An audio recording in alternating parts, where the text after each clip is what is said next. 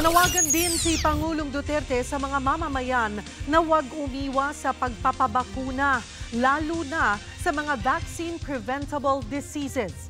Malaki daw kasi ang ibinaba ng bilang ng mga batang nagpapabakuna laban sa mga vaccine-preventable diseases tulad ng polio at measles nang pumutok ang isyu ng kontrobersyal na anti-dengue vaccine.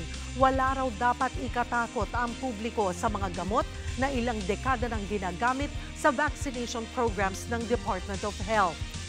Apparently there is a great drop dito sa mga vaccines sa diphtheria, tetanus, measles, and hepatitis, importante yan, AB,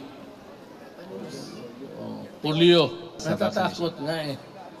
Hindi naman lahat bakuna yung deleterious or dangerous.